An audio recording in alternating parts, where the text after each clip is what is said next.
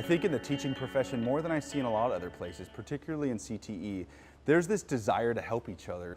I use a lot of resources to help design my lessons and design these courses. And so, for example, this Ag Anatomy and Physiology class is really built on the back of things like CTE Online, or some of my peers who have said, hey, there's a lady who teaches at Frontier High School in Bakersfield who I know is a genius when it comes to teaching pre-vet.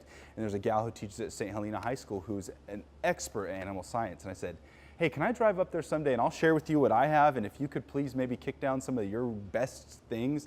And the culture is such that I would love to enter the profession now too, because that's just now the status quo. This is how we do. And so this class is built on a lot of things that other people have toiled over the years to perfect, that now I have the chance to actually use from the kind of the ground up in this course. And so today's lesson is actually built from a lesson I got off of CT Online and modified to fit the needs of my students in my classroom. But a lady who works at Tulare High School contributed this after years of perfecting it. And what a cool experience to have as a professional and say, man, we get to use the best of each other's stuff. And I've paired students, pretty subliminally I think, but paired students according to usually a really advanced student will sit next to a student who's less academically confident. And then again, the expectation's built. Teach each other.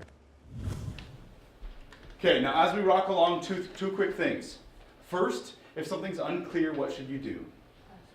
Good, yeah, please don't be afraid to ask. Second, think about these in the big picture and how they're different.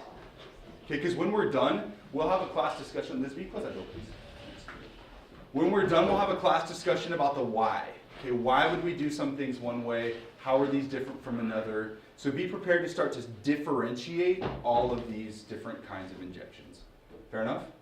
Okay, cool. All right, so first, the major principle, and this is just something to capture down on the backside where you see it says parts of a syringe a little bit below that. You'll just capture this down really fast. First, follow your vet's guidelines for all injections. Okay, in big bullet points, right underneath the picture of a syringe, right here, right here. Follow your vet's guidelines. Thank you. And then choose an area of clean, dry skin as the site. All right, check it out. What should we do first? Okay, pencils, back it up. Read it. Pre-read, we'll read as a class. Okay, go ahead, Reichman. Injection will be given under the skin. If bottle says you can give intramuscular or subcutaneous, choose subcutaneous. Cool. You want to try making a skin tint? Okay, so if you have long sleeves on, kind of roll your sleeves up, or a sleeve up. Oh, yes, correct. You've probably done this, but it's pretty simple. You take whatever, you can find some loose skin. Okay, your forearm should have plenty of loose skin. In fact, as you get closer to your elbow, you might find more of it. And you pull that skin up and you create a little tent with it. So as you get closer to your elbow, it might look a little like this. Okay, so you're gonna find some loose skin and you're gonna kind of just pull it up. Does it hurt? Bro, get underneath, like on the elbow side. You're just kind of pinching yourself. So take your skin, you actually like pinch it and you pull it out. Yeah, good, right? Just like that. Good. Sorry. Good? Good? Nice.